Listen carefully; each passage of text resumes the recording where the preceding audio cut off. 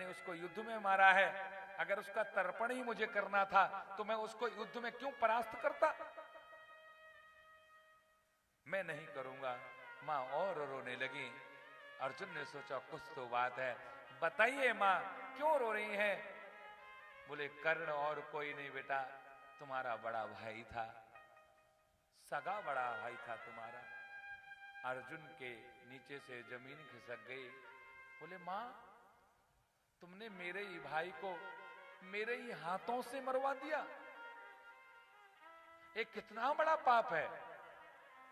तो युधिष्ठिर ने श्राप दे दिया कि आज से हम श्राप देते हैं कि कोई भी स्त्री के लिए पेट में बात नहीं पचेगी, हर स्त्री बात अपनी किसी ना किसी को सुना देगी। तभी से श्राप है। फिर अर्जुन ने श्राद्ध किया। तो प्रचार करना हो तो किसी स्त्री से कह दो। अब पूरी द्वारकापुरी में क्या बात चल रही है? बोले देखो तो सही, कई माताएं मंदिर में जाएंगी तो चर्चा करने का बहाना मिल जाएगा।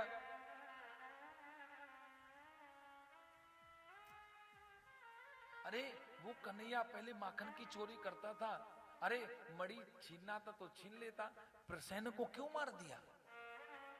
कानों कानों में बात चलते चलते चलते चलते चलते चलते कहते हैं बलराम जी को पता चल गया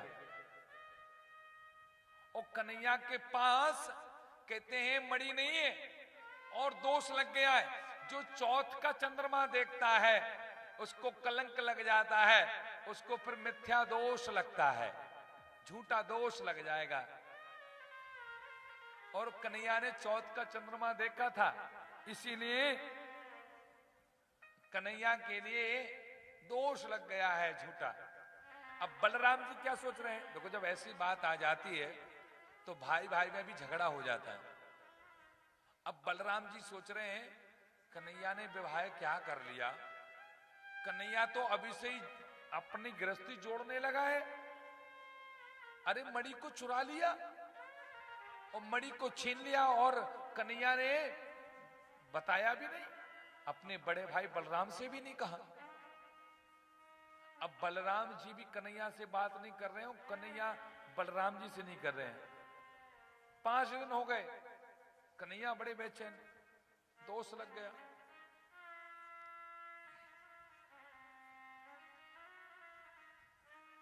अब कन्हैया ने क्या सोचा कि कुछ ना कुछ करना पड़ेगा।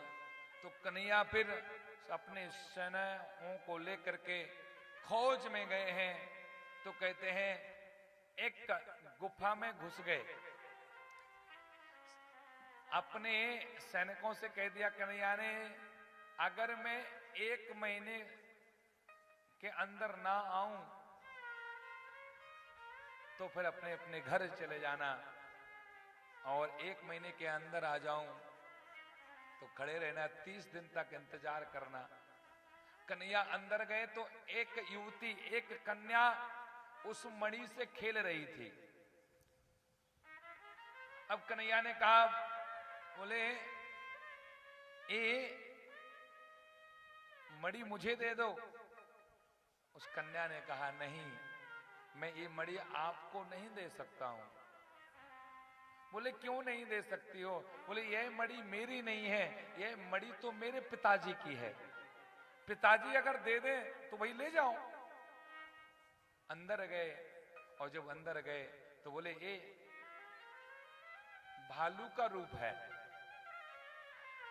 बोले मुझे ये मणि दे दो। बोले मणि तो दे देंगे अगर आप मेरे से युद्ध कीजिए, अगर युद्ध आप जीत गए तो ये मणि आपको दे दूंगा, और हार गए तो मणि नहीं दूंगा। भगवान ने कहा ठीक है युद्ध हो जाए। और जब युद्ध प्रारंभ हुआ तो कहते हैं यह युद्ध 28 दिन तक युद्ध चला। कितने दिन तक? 28 दिन। 28वें दिन वह भालू समझ गए कि भगवान मैंने आपको पहचान लिया है कि आप ही मेरे प्रभु श्री राम हो, और यह भालू और कोई नहीं, यह भालू जामवंत जी है। आखिर जामवंत जी ने कन्हैया से युद्ध क्यों किया? जब रावण से युद्ध हो रहा था तो जामवंत जी ने किसी से युद्ध नहीं किया था। जामवंत जी ने कहा, बोले भगवान मेरे हाथ में भी खुजली हो रही है और मुझे युद्ध करना है, और मुझे युद्ध करना है तो आपके जैसा योद्धा होना चाहिए। तो राम ने कहा था, मेरे जैसा योद्धा तो राम अवतार में है नहीं और इस भूमि में भी नहीं है। चिंता मत करो, अगले अवतार में तुमसे युद्ध करूंगा। तो कन्हैया यहां पर आए हैं। जामवंत जी ने आज तक इंतजार किया। अब जामवंत जी ने कहा, बोले मणि तो दे दूंगा, लेकिन ऐसे नहीं दूंगा। बोले आपको मेरी पुत्री जामवती से विवाह करना पड़ेगा, और विवाह करो और दहेज रूपी में मणि ले लो।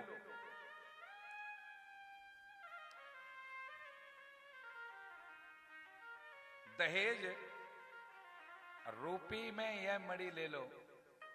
हमारे भैया बोरीवली से राकेश जी आए हैं, वो भी आए और बैठे आगे।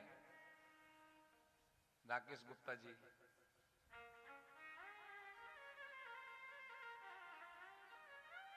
जोर से बोलना पड़ेगा, और जोर से।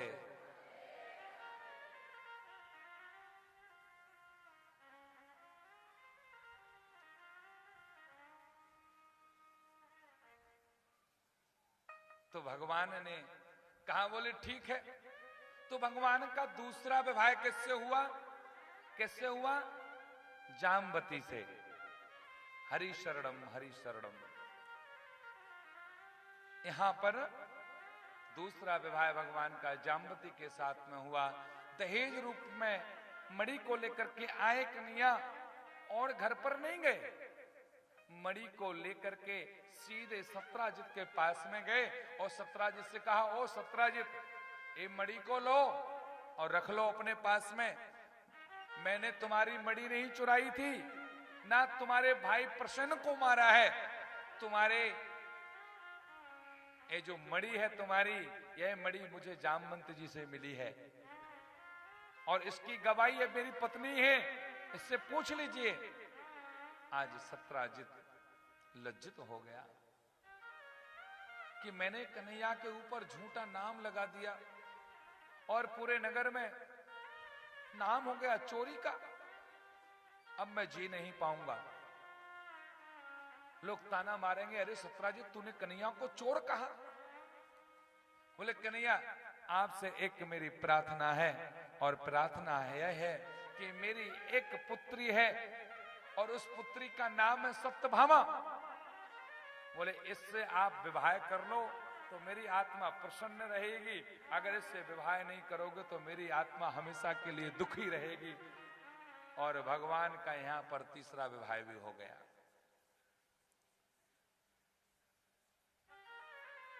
अब भगवान एक दिन अपने परम सखा मित्र अर्जुन के साथ में, बोले ये बढ़िया जमुना जी के पास में बढ़िया घूम रहे थे। शाम का थोड़ा समय हुआ, एक युवती भजन कर रही थी और भजन कर रही थी। तो भैया भगवान ने कहा, अर्जुन पूछ करके आओ, एक कन्या शाम हो चुकी है, ये बैठी हुई है, क्या कर रही है? अर्जुन गए, बोले क्या नाम है? बोले कालिंदी नाम है। बोले क्या कर रही हो? बोले भजन कर रहे हैं। बोले भजन किस लिए कर रही हो? बोले मैं भजन इसलिए कर रही हूं कि मुझे श्याम सुंदर को पति बनाना है। विवाह करूंगी तो श्याम सुंदर से करूंगी, वरना विवाह नहीं करूंगी। अर्जुन ने कहा कन्हैया से, बोले कन्हैया तुम्हारे तो आनंद ही आनंद है, लोगों का तो एक विवाह नहीं हो रहा है और तुम्हारा विवाह चौथा विवाह है। आ जाओ। अर्जुन तो 2 माला रखे ही थे, पकड़ो, विवाह हो गया। अच्छा एक बात तो, विवाह कहते हैं लड्डू खाओ तो पछताओ, नहीं खाओ तो पछताओ, इसलिए खाकर ही पछताओ। है ना? लड्डू को खाकर ही पछताओ ना फिर। बोले एक व्यक्ति थे, उनका एक पुत्र था। विवाह की खुशी ही अलग रहती है। जिस समय जिसका विवाह, जब वो डेट पास में आती है 5-10 दिन पहले, हाँ, वो तो राजा है उस समय, ना जाने कितनी शॉपिंग होगी। कई बच्चे, देखिए एक बात, आप लोग अपने अपने बच्चों का विवाह करते हैं और आगे भी करेंगे। 3 बात बहुत आवश्यक है विवाह में जानना। कई लोग क्या करते हैं, टेंट बहुत महंगा, गार्डन बहुत महंगा होगा, लाखों रुपए का, भोजन लाखों रुपए के, दूल्हे के कपड़े भी अगर देखें तो 1-2 लाख रुपए के हो जाते हैं, सब महंगा, डीजे, साउंड, बाजे, बैंड बाजे, सब महंगा, और सब लोग अपना अपना समय पर पैसा ले जाएंगे। ले जाएंगे कि नहीं ले जाएंगे? मेन चीज क्या है इसमें? पाणी ग्रह संस्कार। मेन चीज क्या है? विवाह करना। और विवाह कौन कराता है? पंडित जी। विवाह ठीक, मंत्र पढ़े तो सब ठीक है, और पंडित जी की विदा की बात आती, बोले पंडित जी आप घर के हो, आप पैसा बाद में ले लेना। अरे जिसने पूरा काम किया उसको बाद में पैसा? अरे टेंट नहीं लगाओगे तो चल जाएगा, बाजे नहीं लाओगे तो चल जाएगा, कपड़े नहीं पहनोगे महंगे वाले तो चल जाएगा, खाना नहीं खिलाओगे दूसरों को तो चल जाएगा, लेकिन अगर पंडित विवाह में नहीं रहेगा तो चलने वाला नहीं है, वह गाड़ी आगे बढ़ने वाली नहीं है। इसीलिए ब्राह्मण को खुश करो। कई लोग मेरे से कहते, बोले महाराज जी आप विवाह पढ़ते हो? मैंने कहा पढ़ता हूं। बोले आप आ जाना। मैंने कहा 11 ब्राह्मण आएंगे। बोले महाराज इतना खर्चा क्यों करेंगे? मैंने कहा विवाह होगा तो अच्छा होगा, वरना नहीं करते हैं। और ये मत कहना मालो महाराज जल्दी जल्दी करो, कम से कम 8 घंटे चाहिए विवाह के लिए, तो बुलाओ वरना मत बुलाओ। अब 1 बजे बारात लगती है और 5 बजे पूरी विदाई हो जाती है, कोई मंत्री नहीं। और फिर होते बोले शादी के बाद, बोले महाराज बहू ठीक नहीं है, बच्चा ठीक नहीं है। अरे जैसा विवाह करोगे करवाओगे वैसा ही तो पाओगे, है? जब मंत्री नहीं पढ़े गए हैं फेरे के, फिर जन्म जन्म का साथ है हमारा तुम्हारा, कैसे होगा पूर्ण? 1-2 साल में ही वो इस साइड तलाक हो जाती है। मेन काम क्या है? बोले पाणी ग्रह संस्कार बड़े सुंदर तरीके से होना चाहिए। एक ब्राह्मण नहीं, 5 ब्राह्मण मिलकर के करें। 5 ब्राह्मण मिलकर के जो मंत्र की ध्वनि होगी, और मंत्रों की ध्वनि से एक सुंदर माहौल, और ठाकुर जी प्रसन्न होते हैं। और देखिए, तो विवाह में खुशी बहुत होती है। विवाह दिखता है महाराज। तो एक सेठ जी थे, सेठ जी का एक ही लड़का था। तो सेठ जी ने कहा देख बेटा, आज मेरी मीटिंग बहुत दूर है और अर्जेंट है, और आज आपको एक देखने वाले आ रहे हैं, संभाल लेना। बोले पिताजी हम सब संभाल लेंगे। अब वो तो चले गए, देखने वाले आए, दरवाजा खटखटाया, उस लड़के ने खोला। बोले आप ही मोहन जी हो? बोले हाँ हम ही मोहन जी हैं। अच्छा आप ही सेठ जी के लड़के हो? बोले हाँ। बोले आइए अंकल जी बैठ जाइए, चाय पानी हुआ। फिर जो देखने के लिए आए उन्होंने पूछा भाई शादी करोगे? लड़का कहता है बोले आप करोगे तो कर लेंगे शादी। अच्छा ठीक है। अच्छा ये बताइए तुम कहां कहां तक पढ़े हो और कहां कहां पढ़े? बोले एक मैंने इसी सेंचुरी मिल में स्कूल में पढ़ा, वर्ली के स्कूल में पढ़ा, मुंबई के बहुत बड़े एक कॉलेज में पढ़ा, फिर मैं दिल्ली में पढ़ा, फिर मैं बाहर चला गया, विदेश में पढ़ा। बोले इतनी जगह पढ़े तुम? इतनी जगह की डिग्री है हमारे पास में। बोले अच्छा ये बताओ तुम्हारे मकान कहां कहां पर हैं? बोले एक फ्लैट इसी जगह में है, एक उधर है, मुंबई में 4-5 जगह पर फ्लैट है, दिल्ली में भी है, बेंगलोर में भी है। बोले सेम टू सेम वैसा ही है। इतने सारे मकान है? बोले हाँ। और बिजनेस सेम टू सेम है, यहां भी है, वहां भी है, वहां भी है। चलो विवाह तो पक्का हो गया, विवाह हो जाएगा। अच्छा ये बताओ पिताजी कहाँ है? बोले एक पिताजी यही है, एक वहां है, एक वहां है, एक वहां है, एक वहां है, एक वहां है। बोले 10 पिताजी? वो यह भूल गया, क्योंकि पिताजी ने यह कहा था सब अच्छा अच्छा बताना, 10-10 गुना बताना है तुम्हें। अब बेचारा भूल गया कि पिताजी एक होता है कि 10 होते हैं। अब भाई की खुशी, महाराज बता दिया। तो भगवान भी बहुत खुश हैं। अब भगवान भी सोच रहे हैं चलो ठीक है। चौथा विवाह भगवान का कालिंदी के साथ में हुआ। भगवान का 5वां विवाह महाराज नग्न जिति से हुआ, मित्रविंदा की पुत्री से। भगवान का एक विवाह कहते हैं मित्रविंदा से हुआ, नग्न जिति से हुआ। एक विवाह महाराज सत्या से हुआ। भगवान के 8 विवाह फुटकर हुए, यानी कि एक एक करके। और आगे चल करके कहते हैं कि जो मैंने आपको बताया कि भौमासुर 16,000 स्त्रियों को कैद कर लिया। देखिए उस भौमासुर की इच्छा यही थी कि हम 20,000 कन्याओं को हम एकत्रित करेंगे और एकत्रित करके उनसे शादी करेंगे, विवाह करेंगे।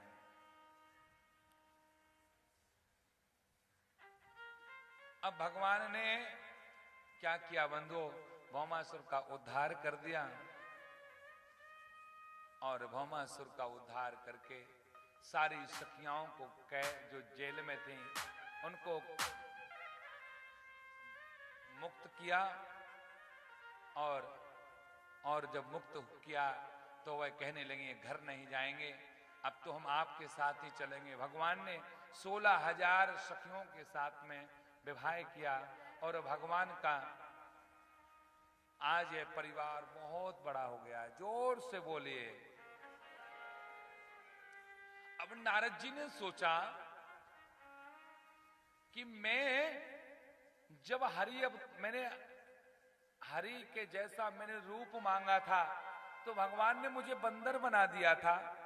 मैं एक स्त्री के चक्कर में बंदर बन गया था। आखिर ये कन्हैया कैसे इतनी सारी स्त्रियों को कैसे कैसे संभाल रहा होगा?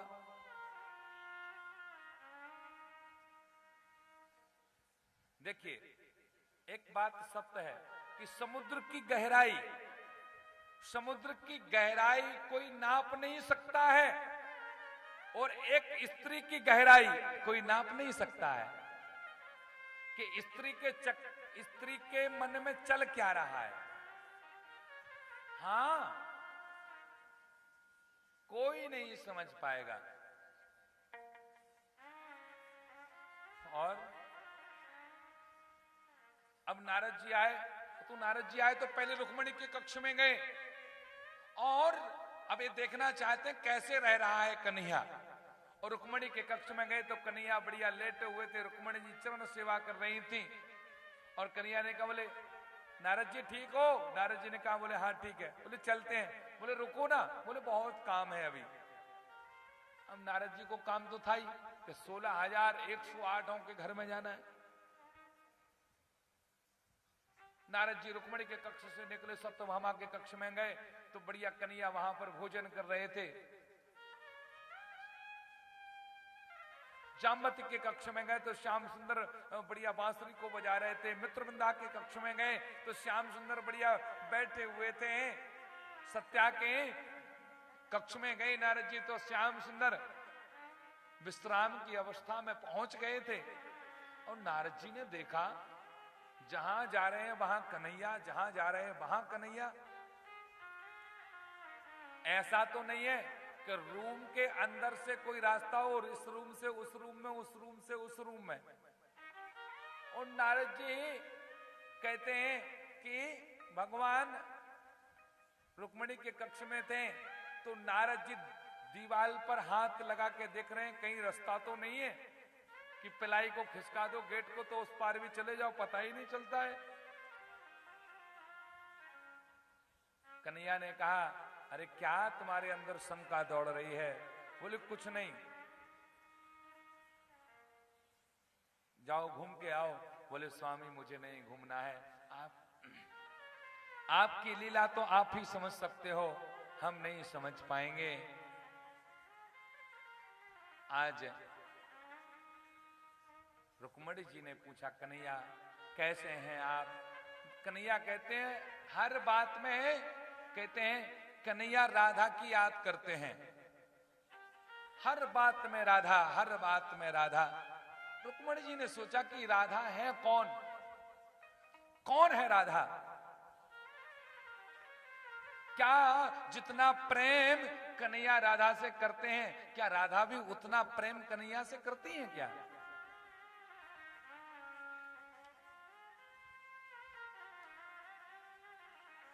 रुक्मणी जी ने सोचा चलो परीक्षा लेकर के आते हैं राधा की। अब भैया परीक्षा लेने के लिए रुक्मणी जी ने क्या किया, एक गिलास में गरम गरम दूध रख लिया और दूध को ले जाकर के राधा से कहा कि लो राधा जी गरम गरम दूध पी लो। राधा जी ने मना कर दिया, हम इस दूध को नहीं पिएंगे। और जब रुक्मणी जी ने यह कहा कि ये दूध श्याम सुंदर ने भेजा है, पी लीजिए, और राधा जी ने एक सेकंड भी सोचा नहीं और उस गरम गरम दूध को पी लिया। और पीने के बाद श्याम सुंदर तो घर पर थे ही, रुक्मणी जी घर पर आई। शाम का समय हुआ, जब रुक्मणी जी ने श्याम सुंदर के चरणों की सेवा की तो श्याम सुंदर के चरणों में छाले पड़ गए। इतने बहुत बहुत बड़े बड़े छाले पड़ गए। रुक्मणी जी ने कहा कि भगवान आप कभी नंगे पैर चलते नहीं हैं, बिना रथ के चलते नहीं हैं, धूप में चलते नहीं हैं, लेकिन ये पैर में छाले कैसे पड़ गए बताइए। कन्हैया कहते हैं ये छाले तो आपकी देन है, ये छाले आपने दिए हैं। रुक्मणी जी ने कहा मैंने कैसे दिए? बोले ये छाले आपने दिए हैं। रुक्मणी जी ने कहा बताइए स्वामी जी, मैं आपको छाले क्यों दूंगी, तुम्हें याद नहीं है? बोले आज तुमने क्या किया? बोले क्या किया? बोले आपने आज राधा जी को दूध पिलाया है? बोले हाँ पिलाया है। वो दूध गर्म था? बोले गर्म था। दूध से आपके पैरों के छालों से क्या क्या रिश्ता है, क्या ताल्लुक है? कन्हैया कहते हैं अरे रुक्मणी तुम क्या समझोगी, राधा जी ने जब दूध पिया ना, वह गर्म था दूध। राधा जी के हृदय में, राधा जी के हृदय में मेरे चरण वास करते हैं, और जब वह दूध पेट के अंदर गया तो मेरे पैरों से उतर करके वह गरम गरम दूध गया है, इसीलिए मेरे पैरों में छाले पड़ गए। मेरे पैरों ने गरम गरम दूध को ले लिया और ठंडा करके नीचे को दे दिया है कि कहीं राधा का पेट खराब ना हो जाए। रुक्मणी समझ गई कि श्याम सुंदर तो राधा से बहुत प्रेम करते हैं, बहुत ही प्रेम। अब तो भगवान कहते हैं जोर से बोलना पड़ेगा, और जोर से। ओ मुझ चढ़ गया राधा रंग रंग, मुझ चढ़ गया राधा रंग, चढ़ गया रंग रंग, मुझे चढ़ गया राधा। गाइए, मुझे चढ़ गया राधा रंग रंग, मुझे चढ़ गया राधा रंग, चढ़ गया राधा रंग रंग, मुझे चढ़ गया राधा। अच्छा ये बताइए किस किस को राधा नाम रंग चढ़ा हुआ है? चढ़ा है? मुझे चढ़ गया राधा रंग रंग मुझे चढ़ गया राधा रंग रंग मुझे चढ़ गया राधा रंग रंग श्री राधा नाम का रंग रंग श्री राधा नाम का रंग रंग श्री राधा नाम का रंग रंग श्री राधा नाम का रंग रंग मुझे चढ़ गया चढ़ गया चढ़ गया चढ़ गया चढ़ गया चढ़ गया मुझे चढ़ गया राधा रंग रंग मुझे चढ़ गया राधा रंग रंग मुझे चढ़ गया राधा रंग रंग मुझे चढ़ गया राधा रंग हरि बोल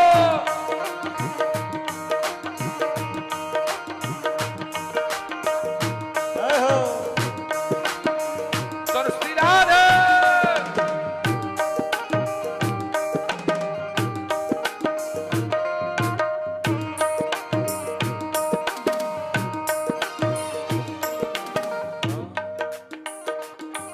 मुझे चढ़ गया राधा रंग रंग मुझे चढ़ गया राधा चढ़ गया राधा रंग रंग मुझे चढ़ गया राधा रंग मैं झूम रहा हूँ मस्ती में झूम रहा हूँ मस्ती में मैं झूम रहा हूँ मस्ती में झूम रहा हूँ मस्ती में श्री राधा नाम की कश्ती में राधा नाम की कश्ती में मैं झूम रहा हूँ मस्ती में झूम रहा हूँ मस्ती में श्री राधा नाम की कश्ती में राधा नाम की कश्ती में मैं झूम रहा हूँ मस्ती में राधा नाम की कश्ती में अब करो न कोई तंग मुझे चढ़ गया राधा रंग रंग मुझे चढ़ गया राधा रंग मुझे चढ़ गया राधा रंग रंग मुझे चढ़ गया देखो आज की बात और है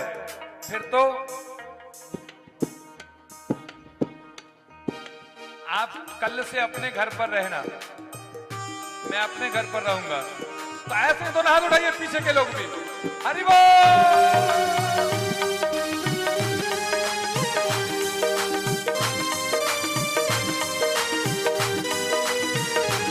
राधे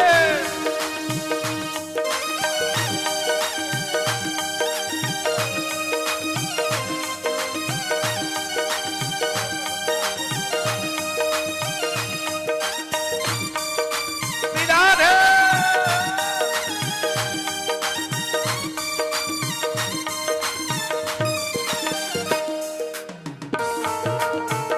देखे राधे आज तो बहुत आनंद आने वाला है तो ऐसे बैठे रहोगे तो काम कैसे चलेगा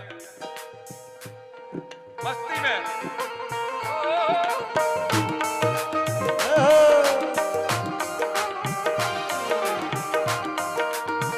राधे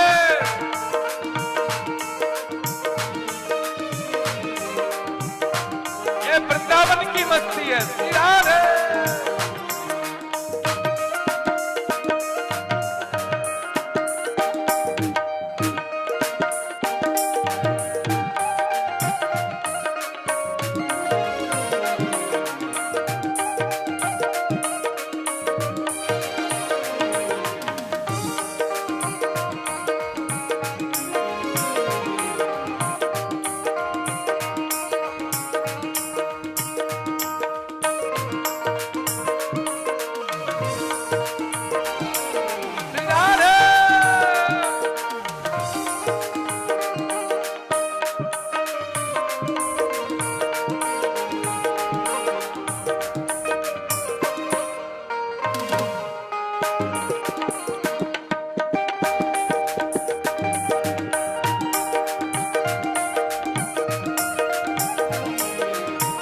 और क्या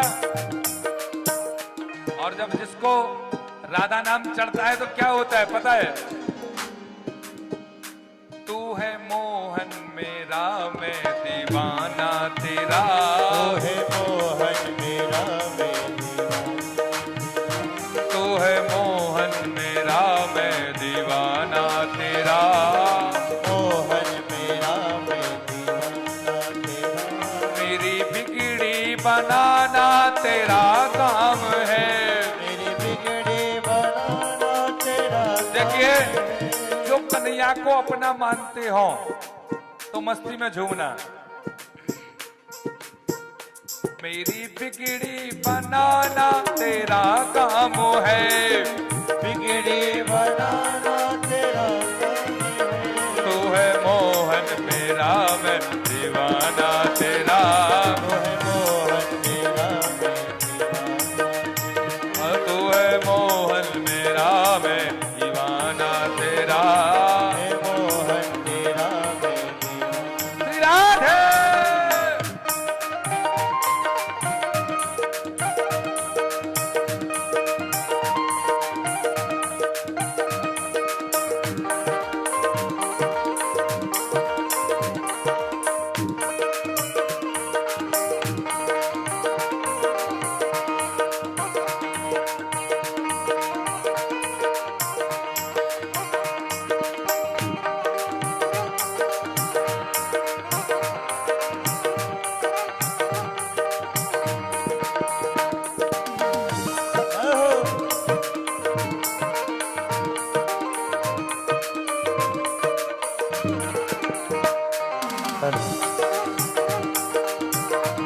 और क्या?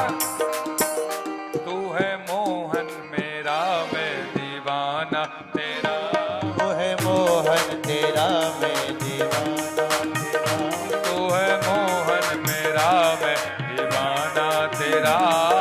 मोहन तेरा मैं दीवाना। और देखिए, मैंने तुझको बेसारा गुनहगार हूँ, तोरे सारा रहना, ओ मैंने तुझको बेसारा गुनहगार हूँ। तुझको ओ कैसे मुख को दिखाओ शर्मसार हो, तो दिखाओ शर्मसार हो, कैसे मुख को दिखाओ शर्मसार हो। मुख को दिखाओ शर्मसार हो।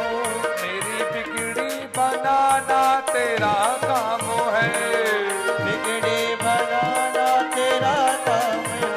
तू है मोहन मेरा मैं दीवाना तेरा, मोहन तेरा मैं दीवाना, तू है मोहन मेरा मैं दीवाना तेरा। वो है मोहन तेरा मैं दीवाना। मेरी बिगड़ी बनाना तेरा काम है, बिगड़ी बनाना तेरा काम है। मेरी बिगड़ी बनाना तेरा काम है, बिगड़ी बनाना तेरा काम है। तू है मोहन मेरा मैं दीवाना तेरा। मोहन तेरा मैं दीवाना। ऐसे नहीं, देखिए भगवान को दीवाना मानते हैं, हाथ ऊपर उठाओ, हरि बोल।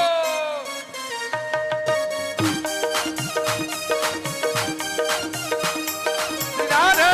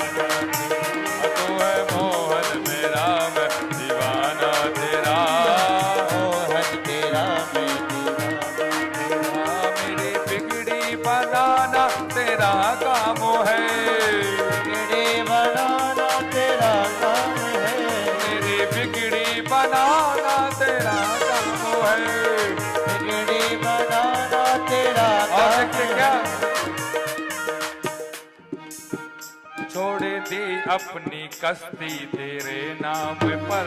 छोड़ दी अपनी कश्ती तेरे नाम पर। एक बात बताइए, अपनी अपनी नाव की डोर किसके हाथ में सौंपी है?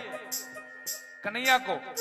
इतने लोगों में मुझे लग रहा है कि 4-5 लोगों ने ही कन्हैया को सौंपी है, बाकी लोगों ने नहीं सौंपी। छोड़ी थी अपनी कश्ती तेरे नाम पर। छोड़ दी अपनी कश्ती तेरे नाम पर। छोड़ दी अपनी कश्ती तेरे नाम पर। छोड़ दी अपनी कश्ती तेरे नाम पर। अब किनारे लगाना तेरा काम है। ठिकाने लगाना तेरा काम है। अब किनारे लगाना तेरा काम है। ठिकाने लगाना तेरा काम है। तू है मोहन मेरा मैं दीवाना तेरा। तू है मोहन मेरा मैं दीवाना तेरा। तू है मोहन मेरा मैं दीवाना तेरा। तू है मोहन तेरा मैं दीवाना तेरा। ऐसे नहीं, देखिए दोनों हाथ ऊपर कीजिए, सभी के ऊपर हाथ होने चाहिए, और मस्ती में हरि बोल।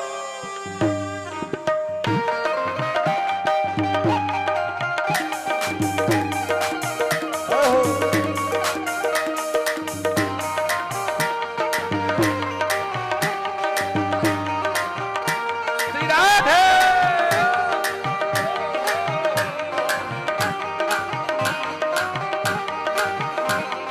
हरि बोल।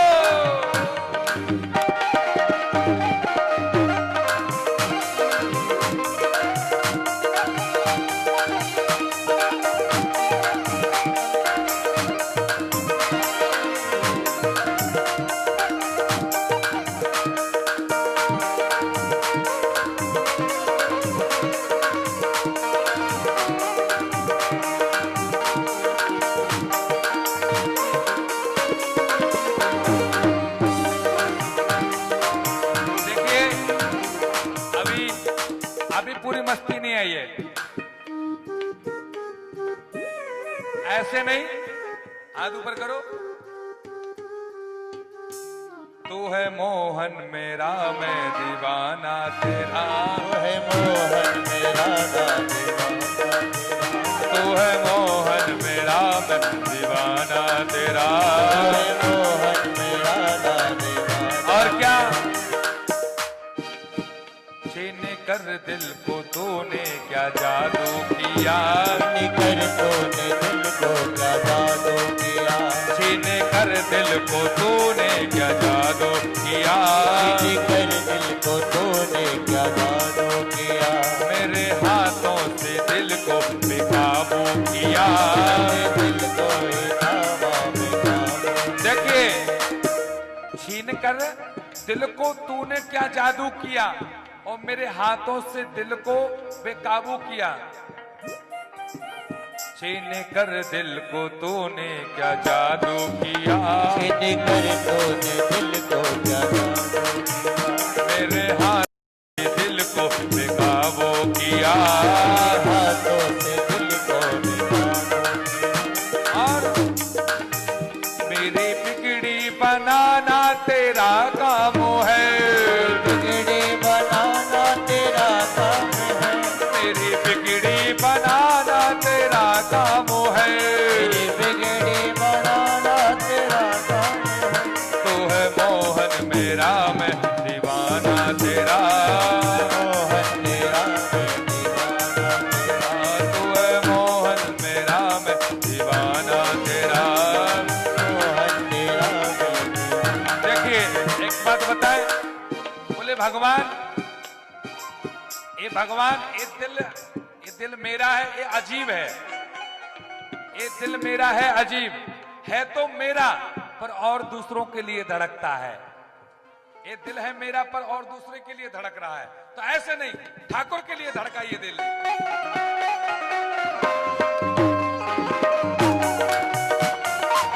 याद है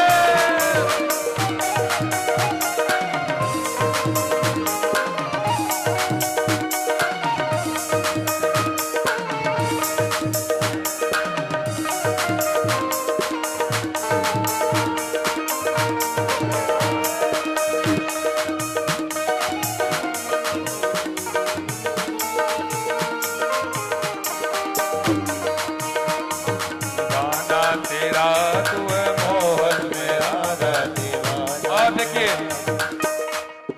प्रेम की बिरहा की अग्नि जले, प्रेम की बिरहा की अग्नि जले। और देखिए, प्रेम की बिरहा की अग्नि जले रात दिन। प्रेम की ये जो अग्नि है, ये रात दिन तक जलती है। इस लगी को बुझाना तेरा काम है, क्यों बुझाना तेरा काम है। इस लगी को बुझाना तेरा काम है, लगी को बुझाना तेरा काम है। तू है मोहन मेरा, मैं दीवाना तेरा, तू है मोहन मेरा, मैं दीवाना तेरा। तू है मोहन मेरा, मैं दीवाना तेरा, तू है मोहन मेरा, मैं दीवाना तेरा। तू है मोहन मेरा, मैं दीवाना तेरा, तू है मोहन मेरा, मैं दीवाना तेरा। तू है मोहन मेरा, मैं दीवाना तेरा, तू है मोहन मेरा, मैं दीवाना। जोर से बोलिए, और जोर से बोलिए। बैठ जाइए। तू है मोहन मेरा, मैं दीवाना तेरा। गाइए।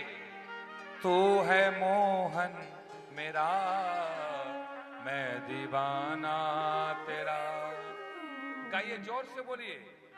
तू है मोहन मेरा, मैं दीवाना तेरा। तू है, पीछे के लोग भी बोलो। तू है मोहन मेरा, मैं दीवाना तेरा।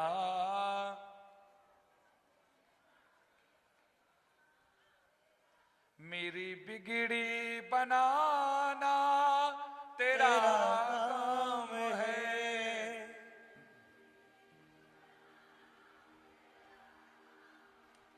तू है मोहन मेरा, मैं दीवाना तेरा। सब लोग बोलेंगे राधे राधे। अब सभी लोग शांति से बैठेंगे और यहाँ पर भगवान जो हैं राधा रानी के लिए बहुत प्रेम करते हैं। श्याम सुंदर राधा रानी के बगैर नहीं रुक सकते हैं। आगे चल करके बंधुओं, किन श्री कृष्ण भगवान के पुत्र प्रद्युम्न के आगे चल करके अनिरुद्ध हुए हैं। अनिरुद्ध का विवाह महाराज उषा से हुआ है। यह उषा बाणासुर के पुत्री है। और कहते हैं यहां बाणासुर की भुजाओं का काटा जाना, क्योंकि बाणस्य तनया मूषा मुपएम यदुत्तमः तत्र युद्धम भूद घोरम हरि शंकर योर हयातः। और कहते हैं आगे चल करके भगवान के कहते हैं एक पुत्र की गेंद जो अनिरुद्ध हुए हैं, कहते हैं कि वो गेंद जाकर के एक कुएं में गिर जाती है। देखिए, वैसे भगवान के विवाह 16,108 विवाह हुए, तो कहते हैं हर रानी ने 10-10 संतानों को जन्म दिया। तो श्याम सुंदर की कितने संतान हो चुकी है? 16,10,080।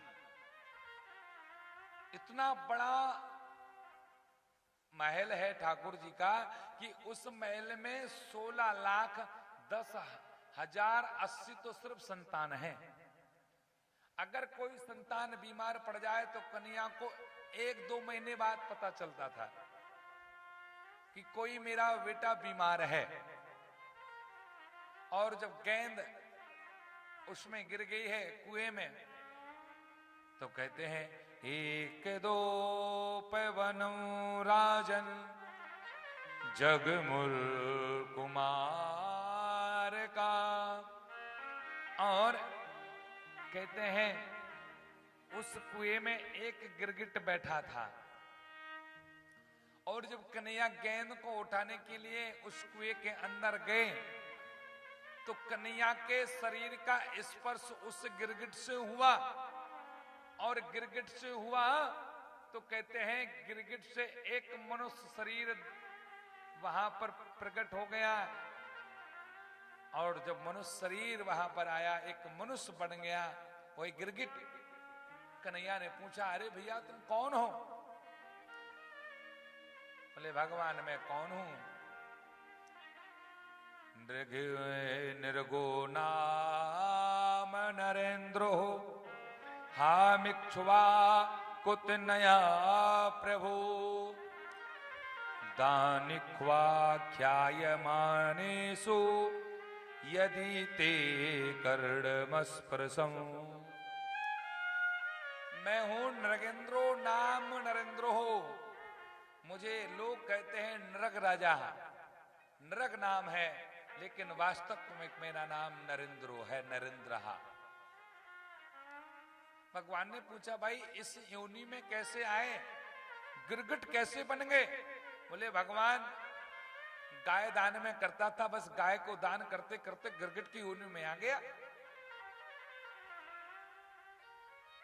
राजा नरक ने यह कहा कि ऊपर के तारे गिन सकते हो रात्रि में, लेकिन मैंने जितनी गाय दान में दी है वह गिन नहीं सकते हो। तारे गिन सकते हो लेकिन गाय नहीं गिन सकते हो। बोले फिर भी इस योनि में? बोले गाय तो दान करने वाला इंसान को भगवान की प्राप्ति होती है, तुम कैसे पहुंच गए इस योनि में? बोले भगवान क्या बताएं, एक मैं डेली दिन कई ब्राह्मणों को गाय दान में देता था। एक दिन एक गाय को मैंने एक ब्राह्मण को दी, ब्राह्मण घर पर ले गए और ब्राह्मण के घर से छूट करके मेरी पुनः गौशाला में वह गाय आ गई, और दूसरे दिन वह गाय मैंने और किसी ब्राह्मण को दान में दे दी। और जब दूसरा ब्राह्मण उस गाय को ले जा रहा था तो जिसको पहले दी थी वो भी आ गया। अब वो कहता है, भाई ये गाय तो मेरी है, खो गई थी। बोले नहीं, ये गाय मुझे आज ही अभी राजा नरक ने दी है। बोले नहीं, ये गाय मेरी है। वो कहता है गाय मेरी है, ये कहता है ये गाय मेरी है। इसी बात की चर्चा चलती रही। बोले एक काम करते हैं, चलो राजा नरक के पास चलते हैं, पर एक गाय मेरी है, वो कहता है मेरी है। अब राजा के पास गए तो राजा ने कह दिया, बोले हाँ ये गाय दोनों की है। बोले पहले आपको दी थी, छूट करके आ गई, पर मैंने ये गाय दूसरे को दे दी। दोनों ब्राह्मणों ने श्राप दे दिया कि जाओ गिरगिट बन जाओ, रंग बदलते हो, ये रंग बदलना तो गिरगिट का काम है, गिरगिट बन जाओ। एक गाय को 2 बार दान में दे रहे हो, एक गाय को 1 बार ही दान करना चाहिए, 2 बार नहीं करना चाहिए, गिरगिट बन जाओ। बोले महाराज बस यही गलती मेरी थी। और एक बात बताएं, संकल्प जब हम किस चीज का कर दें, देखिए एक बहुत अच्छा श्लोक है, कभी गरीब का पैसा नहीं खाना चाहिए, उधारी देनी है तो पूरी देनी चाहिए। संकल्प अगर आपने कर दिया तो वो पैसा भी नहीं खाना चाहिए, चाहे कोई भी हो। पैसा किसी का देना हो तो हमेशा पूरा देना चाहिए, खाना नहीं चाहिए। जो बोल देते हैं हम ऐसा करेंगे और वैसा नहीं करते हैं तो उनकी क्या गति होती है? कस्यचिद दुजे मुखस्या भ्रष्टा गौर्मम गोधने संपृक्ता विदुषा साचा मया दत्ता दुजाते। जो ऐसा कहते हैं और ऐसा करते हैं और कहने के बाद करते नहीं हैं, वो क्या बन जाते हैं? बोले दुजमुखस्य भ्रष्टायाम क्रीणः, उनके लिए भ्रष्टायाम क्रीणः, उसका कीड़ा बनना पड़ता है। इसीलिए जब जो बात हम कहें तो फिर वह बात हमारे लिए करना चाहिए। आज यह कथा हमारे लिए यही सिखाती है, राजा नरक की कथा, कि जो हम कह दें सो करना चाहिए, प्राण जाए पर वचन ना जाए। रघुकुल रीति सदा चल आई, प्राण जाए पर वचन न जाए। सब कुछ चला जाए, जब बात जहां पर लग जाए, कहते हैं जो बात से लग जाए तो कहते हैं बात, अगर किसी की बात किसी को बात लग जाए तो वह बात तो गोली से भी बड़ी होती है। ये बात तो बार बार मारेगी और बंदूक की गोली तो एक बार मारेगी। किसी के मुख की गोली नहीं घलना चाहिए, चाहे बंदूक की गोली घल जाए, बार बार अंदर ही अंदर घोलती रहती है वो। किसी को बात लग जाती है ना, आप तो ऐसा करके ही रहेंगे भाई, ऐसा उसने बोला क्यों, है बात लग गई। और उसके बाद में कहते हैं आज यहां पर बंधुओं कि भगवान की एक बहन थी सुभद्रा। अब बोले सुभद्रा का विवाह करना है, दाऊ जी चाहते हैं